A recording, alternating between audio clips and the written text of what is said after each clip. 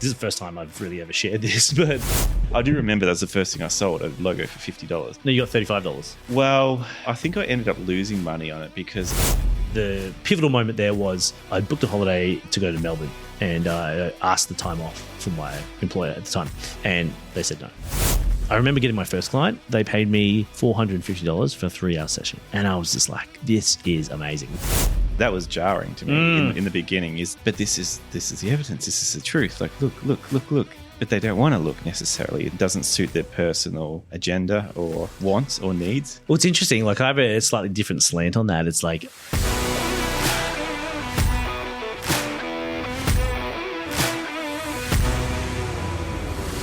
hello and welcome to Season 3 of the Push Podcast. My name's Jack Ferguson, an experienced brand strategist with a science background. In my career, I've worked across 25 industries and helped increase client and employer revenue by over $40 million. I will be your host. This season of the podcast is essential listening for marketers looking to better sell their strategies to stakeholders, get client buy-in, and keep internal teams engaged. Thanks for being here, and don't forget to subscribe on whatever platform you're listening on. Hello, and welcome to Season 3, Episode 56 of the Push Podcast. I appreciate you listening in today. Today we're talking about origin stories, mine and my co-hosts. So Ben Reeves is the co-host today, who has been on the podcast for 4 other episodes this season. He started his career in hospitality and retail before pivoting into marketing over a decade ago. We're going to talk a bit about that on the episode today. And since then, he's worked agency side, in-house, platform side, and at well-known brands like Shopify. He's a seasoned e-commerce strategist now, and he's known for helping brands grow through smart customer-first strategies. You can find the other episodes with Ben and I co-hosting from this season. If you look at episode 53, 45, 39, and 33, listen to this one first. But if you want to go listen to more of Ben and I, those are the other 4 episodes we've co-hosted this season together. You can find links to Ben's online profile in the description of this podcast. You can also find links to my profiles there as well, as always. But let's get into it. Here's Ben. Yeah. Ben, hello. How are you doing today? I'm good, Jack. How are you? I'm doing very well, thank you. It's great to be chatting to you. Indeed. Today we're going back in the Wayback Machine, talking about our origin stories, like all good superheroes or supervillains in your case. Our brand heritage, if you will. Our own brand heritage. Oh, every brand has a story, and particularly a personal brand. We both got into marketing by accident, and we just thought this might be a good episode just to, I guess, demonstrate some ways that you can get into the profession. By accident? I think you can break into marketing a couple of ways. I think for me, just riffing on that, it's like there's definitely obviously other pathways and ladders into doing that, whether through education and stuff like that. And, I've definitely helped and mentored people getting into marketing. And it's actually one of my things that I love doing is when people reach out, it's like looking graduates or they're currently studying is helping them get in. So hopefully this episode is, just a bit of inspiration, and I'd love to hear. Yeah. Well, it was accident by us. It doesn't mean it has to be accident by someone else. Exactly. Be intentional. I think, actually, you know what? Let's dive into it, but let's get into it, because I think I actually intentionally got into marketing by accident, if that makes sense. All right. You're going to have to explain that further. Yeah, absolutely. So a bit of context and background is way back just after I graduated high school, or even during high school, I wasn't too fussed about my overall position. So in Queensland, it's probably changed now, but they used to have an overall position. So out of 25, where do you rank in your score? And that number determines what courses you get into university or TAFE or wherever, tertiary education, if you choose to continue studying. I love learning. I'm such a curious person. I just continuously love, human psychology, business. Has always been passionate in that. And in high school, I was always I'm going to own my own business one day. That's just ingrained. Don't know where it really came from. Maybe some of my dad's heritage. He, had a lawn mowing company, and I'd always been a bit entrepreneurial. Like in high school, I was kind of always finding ways to make money because, I was in at the time, single parent household, had, never asked my mother for a dollar, always provided that myself. So I was always finding new avenues to create money. And a few of those things were like, lining up at the tuck shop and, saving you time, but you would pay me 50 cents to go get your $2 sausage roll, but you wouldn't have to line up for 10 minutes to go get it. And it would, I'd run it back. All these little entrepreneurial things. But towards the end of high school, you get your final grade, and this is the first time I've really ever shared this, but saying it on a podcast, so it was like I'm a more talkative person in high school than I was academic, and so I got an 18 out of 25, which is like I remember being a bit.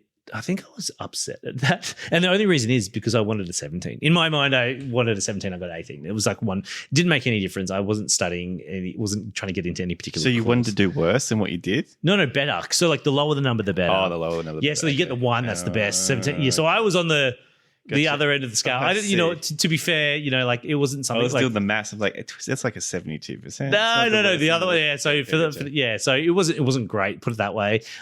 If I had tried and put my own, I'm sure, but that's not what the scoreboard says. So anyway, I worked in hospitality for a long time. I sort of just worked in venues for maybe a decade. Retail in my early days, and a lot of retail hospitality, and along the way, I studied a course life coaching. From that life coaching course, being a 23-year-old, I think I was at the time, I just was always fascinated how people think, how they work, what makes decisions, and how we become the people we are and see the world we do. And so from this life coaching course, I was like, you beaut. At the time, I was waiting tables in Sydney, and the pivotal moment there was I'd booked a holiday to go to Melbourne, and I asked the time off from my employer at the time, and they said no. Said, no, you need to work, because the manager at the time, he was going on leave at the same time and we couldn't do it. And I was like, well, there's other people in the business that can do exactly what they do just at nighttime. And so I was like, you know what? I'm going to quit and I'm going to become a life coach when I get back. And so I did that. Well done. Thank you. I was like, you know what? I'm quit. I'm never going back to hospitality. I'm going to become a life coach. So I did that. And I had a really great time in Melbourne, came back to Sydney and moved back to Sydney. And it was like, I'm going to start my life. So where do I start? Like, there's just so many things. And I was like, networking. I need to network. Firstly, I need a business card. So I got a business card made and bless you.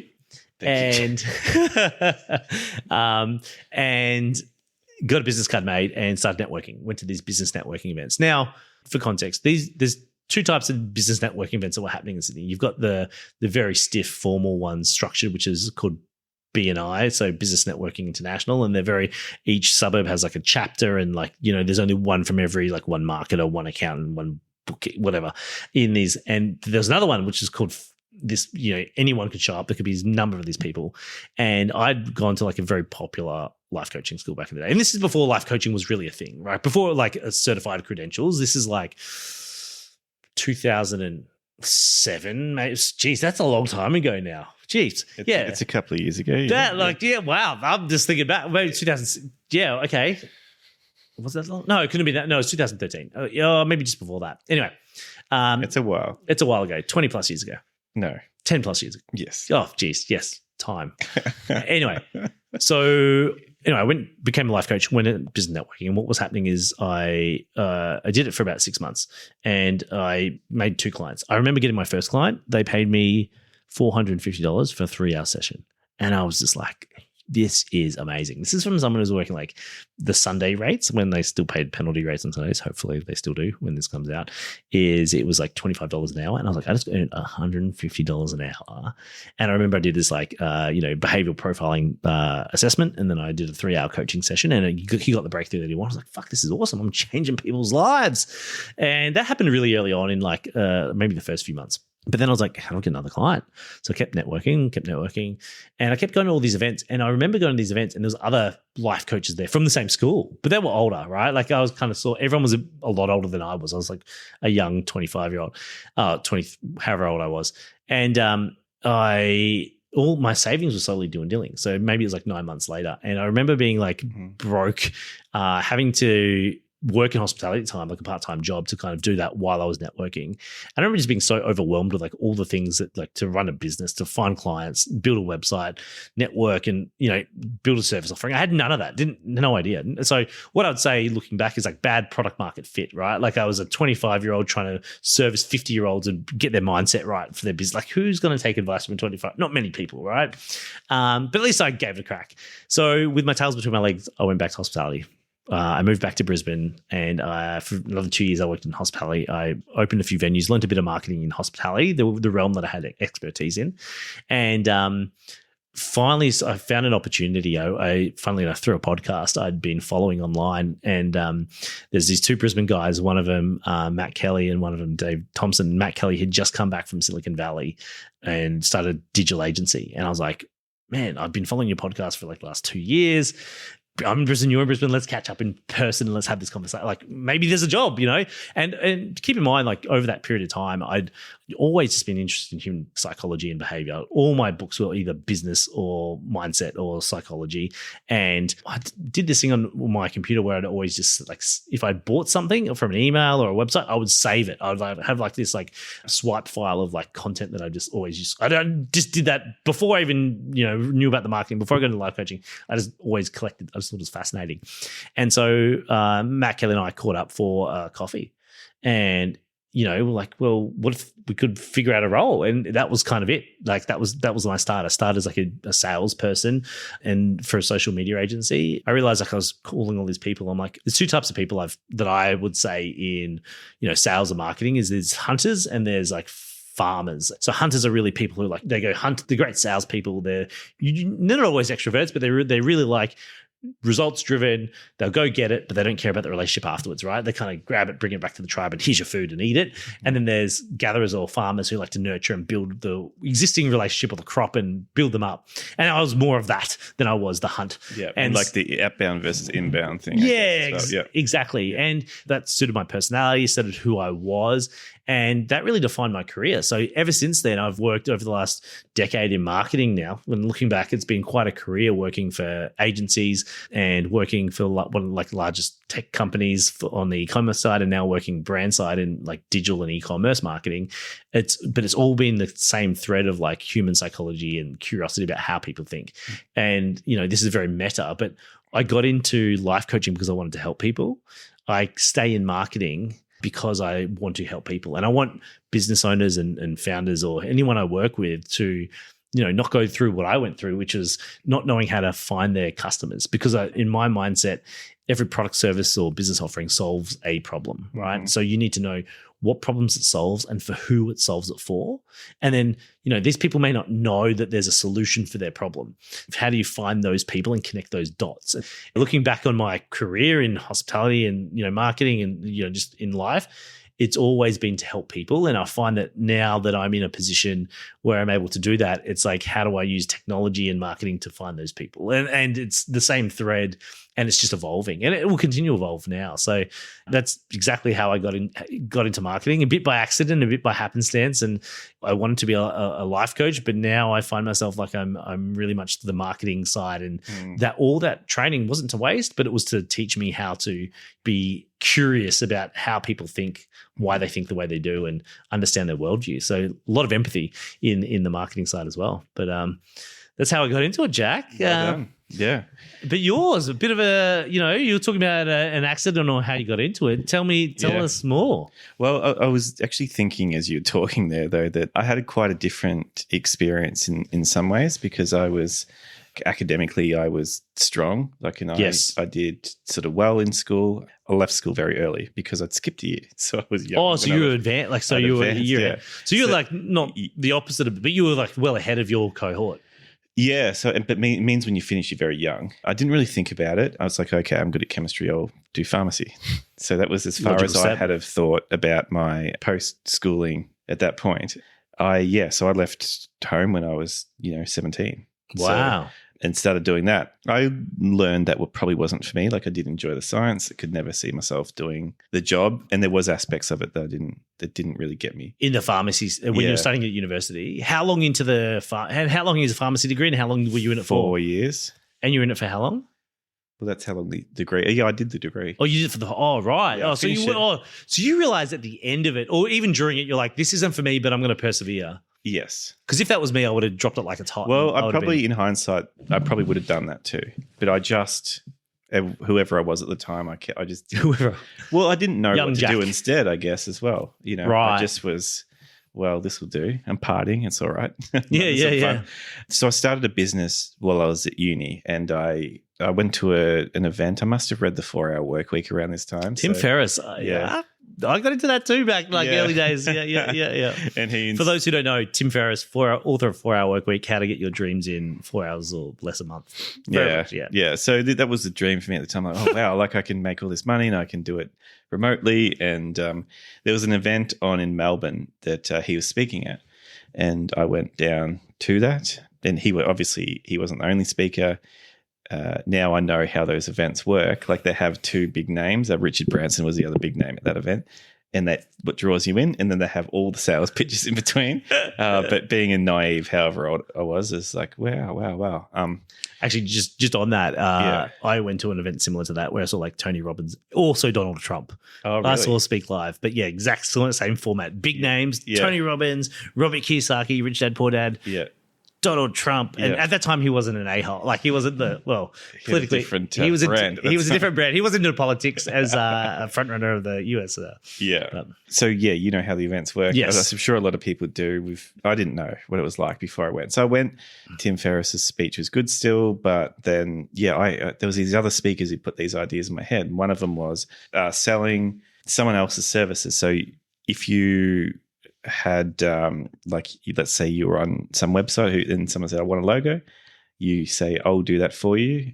You charge $50 and then you pay someone $15 to actually design a logo. So there's a white label. I didn't have any of these words at the time, but I was like, oh, cool. Like I can do all this stuff. And I do remember that was the first thing I sold, a logo for $50.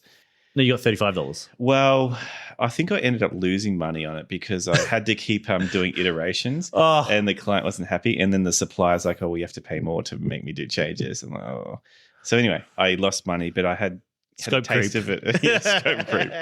Well, I didn't scope it that well. I didn't know what I was doing. But anyway, that's kind of started me. And I started doing that type of thing and like, oh, well, I can sell stuff. I don't have to be able to do it necessarily, but I could sell it. That's great. And I liked the idea of managing people. I think I liked the idea of the leverage or the perceived leverage of the online world at the time. And what year was this? Sort of like for those playing roughly? 2012. I'd say. Okay, cool. Yeah. And that's how I kind of got into it. So I did finish my degree, but I was doing this stuff on the side. And what I did learn over time is that I got all this respect for being in science, right? And getting this high enter score and doing an esteemed degree and all this type of stuff. You get all this automatic respect. And I'm a much better marketer than I am a pharmacist. But in marketing, you have to fight so much harder to be respected. It's not handed to you, like maybe it would be to an astronaut or a doctor or a lawyer or these other professions. And that was completely foreign to me. Interesting. I feel like, my path along this journey, I've like earned my stripes or something like that. And I'm not discounting degrees or higher education, but you've come from the background of just by default. And maybe that's because, people know, or there's this steam around astronaut or doctor or pharma chemist or whatever it is. There's a criteria that needs to be met. Those industries, you can't get in any other way, right? Like, whereas me with my OP19 would definitely not, first preference, I would never get into pharmacy, right? You've come from this opposite end where you had to fight for everything. Once I got into marketing, yeah. So I did notice that. And like people weren't listening to me necessarily. And it was just a whole nother world of like, hang on a sec, aren't I smart? Look at all this, look what I can do, these reasons. I still get into those mindsets a bit, unfortunately, because, I'm such a nerd for it. So, and I will read all the scientific literature on marketing and brand, and that's sort of my thing still. Totally. But it still doesn't have the weight that, say, putting on a white coat and being in a pharmacy does. Despite what I know, regardless of how good I am at that, there is and it's positioning, right? Like we know what that is now that we're in this game. Yeah. So that was a little bit of a baptism by fire at the start. I remember the first time I realized I was a marketer was I needed a name for my business, and I outsourced it, and someone come up with Market You, Market Me, which I think is a terrible name now, but at the time I was like, oh, okay. And I had this criteria where I was like, I have to like it, and then 2 other people who I know had to like it, and I had picked them out, and these 2 people liked it as well, and one of them said, oh, that does sound like a marketing company. And I'm thinking, what's marketing? I don't even know what marketing is. So that's when I started learning about what it actually is. And from there, talking about the music before, I was playing in a duo. So I played guitar and I sing. And the guy that I was doing that with, he was leaving Brisbane and he had a marketing job. And so this space opened up where he was working, and I took that job. Like, I got that job through him. He put me in. Should never have got it. It was like marketing manager of 3 brands, which, I just was completely underqualified for. But anyway, I did it. Yeah. And, well, there's no marketing qualifications on your behalf anyway. Yeah. So that's how it kind of started for me. And I've just, I worked, as marketing manager for a while. Again, there, I kind of skipped things. I didn't go through marketing coordinator or junior associate or anything. I went straight to marketing manager. And I've all been there since. I think that's one of the best ways to learn is on the tools. It's like, something that I highly recommend is learning from where you are. And I say that, like, if you have the opportunity to get paid for the service is great. One thing that I always encourage anyone applying for a job or looking to get into the industry is, like, we had an analogy in another episode where we talked about, like, the skills or experience you have. Everyone has a unique experience, right? Even a graduate. So, like, if a graduate was like looking and creating content around their perspective of being a graduate in the market or what they're learning about, that is an interesting perspective. You don't need to be you're at the top of your game, not everyone. So that is interesting, and that is tenacity. Like, for you, when you're saying, like, you learned on the tools or you're in that role, it's like, that's perfect. It's like, that's a perfect science experiment. Going back to, let's test, measure, learn, right? Like, what are we doing? Did it work? Did it not? What success did we get? Have you found that your scientific background played a part in it informing, like, how you market now as well, or in those roles? Less so than I'd like it to, because it's not valued. That's the problem. Evidence base. Yeah. And as we know, your boss is your customer if you're working a job, basically. And if they don't really value it, then it's not useful. And that was a bit jarring for me as well, is going from an evidence-based person to this is this one person's opinion. And I kind of just have to go along with it. Interesting. Yeah, it doesn't matter how much evidence I had to the contrary. And because I was so academic until that point, I could reason something out and I would get rewarded for it, which was on a test or on an assignment or whatever. Whereas that doesn't necessarily work when you're dealing with other people and people who are paying you because they want what they want. I mean, Jeff Bezos had a really good thing around this. I heard him say on a podcast that, we're not really a truth-seeking species necessarily. Yeah, we're like a bias confirmation sort of.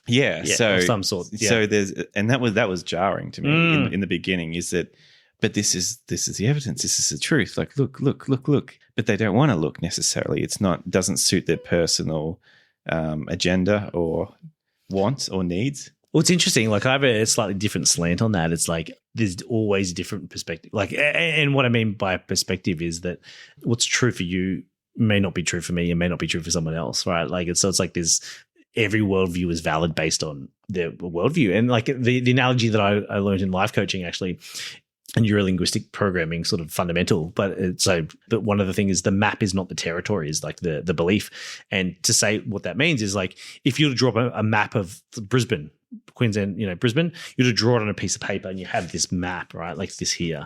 And it's to draw it perfectly, like, ratio 1 to 1,000. This is exactly it.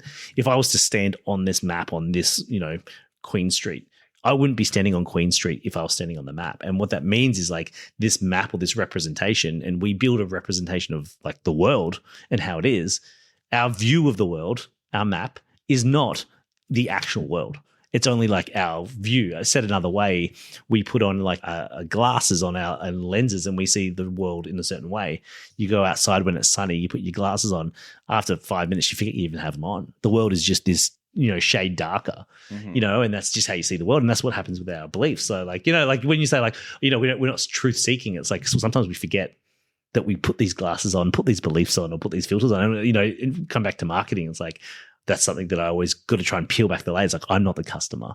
My bosses or your client is not necessarily the customer of this product. Who is the customer? Where do they see this sitting on? But yeah, that's an interesting origin story. Well, I would say to that though, like there is in academia, especially in maths and science and that type of thing, there is an answer. Absolutely. There's absolutes. Agreed answer. So that's the world I'd come from. And also, I think that there is a desire for a foundation claim. Like if I'm to say, here's why category entry points are important, there is evidence to support what I'm saying. Whereas if someone was to say, I just don't think that's right. Yes, they have a belief and they have a view, but there's no desire to seek truth really in that situation. So that's what I'm Gotcha. Yeah, that makes sense. And then look, it still is jarring to me to an extent. And I'm probably a bit of a minority in marketing itself where I'm so science-based still. Like I that's what I'm interested in. And I think, like you'd be probably a lot more practical than I am. I'm a lot more theoretical, I think. And that's something I'm still adjusting to, I think, even now. Yeah, so, right. But that's you can see the influence of that comes from that, academic. Well, we've worked on a project together where it was building the brand architecture of a brand, and it was, diagnosing and getting into like, why did this company get created, or the product, and what sort of products to sell from the founders level. And then you interviewed and, ran qualitative interviews with customers and did customer research and gone, well, introspections of like what into their psyche is like, hey, what, how did you hear about us? Or the brand? What did you love about it? What didn't you like? Why, what was going on in your life? And it was just like all this, and then extrapolated that data, like, and then brought it together and go, hey, well, here's the brand story. Here's what the customer's saying. Here's where I think the positioning needs to be architected and built on. And I think there is a place for that. Absolutely. Like that could also be swayed by, I don't really like that color or that tone, So yeah, I definitely see how that plays an influence in how you've started. And how I'm still going, Yeah, like totally.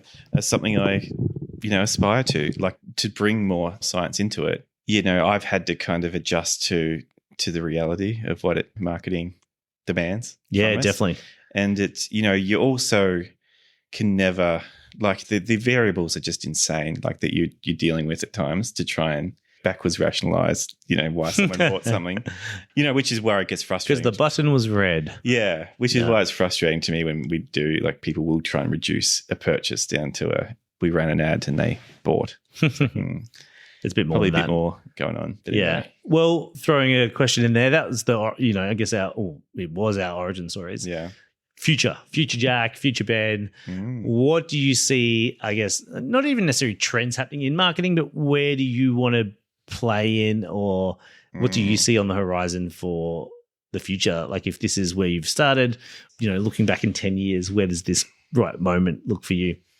Where am I going from here? Yeah.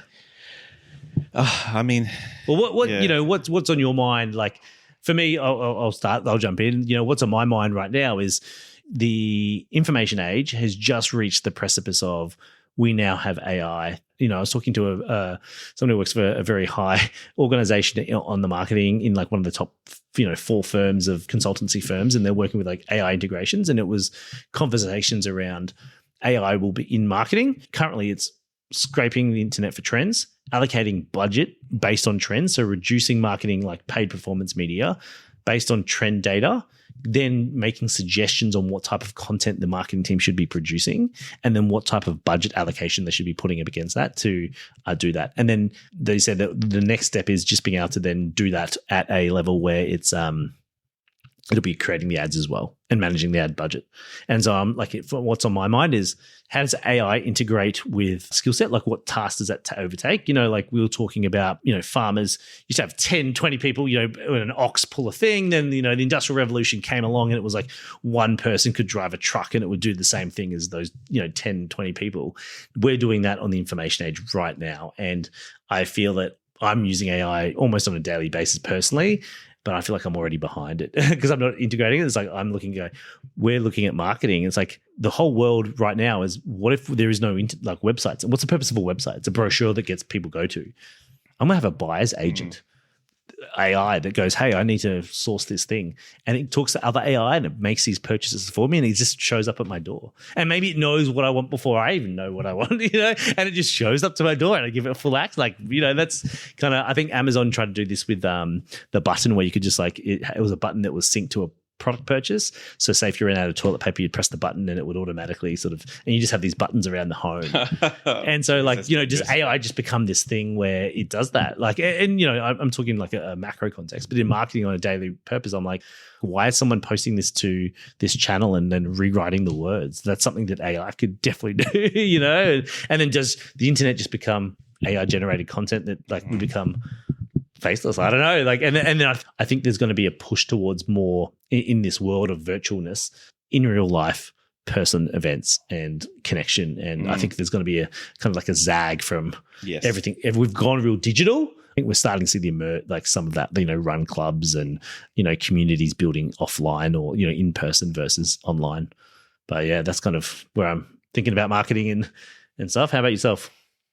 Well, I mean, when you say all that, it comes back, my mind is like, the inputs are going to be, they were always important, but they're going to be even more important now. I love your scientific approach. Yes, the inputs and the variables are very ABC. And yeah, my hypothesis for this experiment is, but yeah, I mean, I don't really, I'm trying to get there with AI being able to,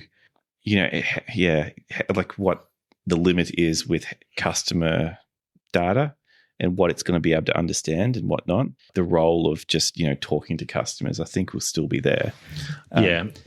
So I think the biggest thing is the having data that's constructed in a way that AI can also understand as well. Like, for example, I've been reading that ChatGPT and Shopify have got you can buy from ChatGPT, all that integration. So it's like, well, it's like what SEO was, or, how do I structure my content so that it's the preferred search? And, Google's making changes where it gives you an AI overview. So it's summarizing content or articles.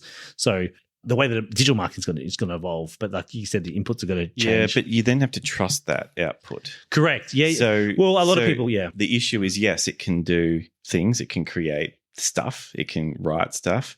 But growing a brand is a very multi-variable, absolutely, process that we don't necessarily understand. There's no way anyone understands all the variables that go into it. We have proxies where we go, oh, I think this works, and I think this works, and we like to think that it's all online so we can track it all. But yeah, I'm trying to get there with how AI would know something that we don't, or know. I do put purchasing in that. This is a very organic thing to happen. Like making a friend. Is it going to be able to tell you how to make a friend? Probably. Or does it just, apparently there's we don't know what goes into becoming a friend with someone. We have proxies of, you can go to events, you can go to like-minded things, but you can clothes that express your identity well. We can have these proxies. But at the end of the day, we don't really know. No. We have correlates and things that happen as you make a friend. And that's where I think it will still fall over. And I still think there is going to be value in human input because we're still quite a complex machine. Yeah. Well, and we're still, when AI takes over, that's my bet, is we'll still need to build the machines to power it. That's no. I know it won't happen, but yeah. But my point is, AI would have to know. There's too many variables. It would have to know the rules of the universe that we don't know necessarily. Maybe it will. Maybe it will understand it. But yeah. And look, I know I'm getting quite dramatic, but purchasing, making a friend, getting a partner, all these things, it's an organic process. Yeah. Human intuition, I think, will still be needed. Yeah, I think so too. Yeah. So, look, I mean, I'm kind of outsource everything to AI. I'm arguing against a point you didn't even make, but yeah. I decided to get all scientific and philosophical. I don't really have any more to say. I think ChatGPT, write me an ending for this podcast. Yes, please. But yeah, that was fun. That's fun. Good episode. Story. Good to chat, man. Good to chat. Take care, Jack. Ciao. Bye. Thanks for listening to this episode of the Push Podcast. Please remember to subscribe, and if you are enjoying the episodes, please leave a review of the podcast on your platform of choice. It really helps to build the podcast credibility and to help others find this type of information.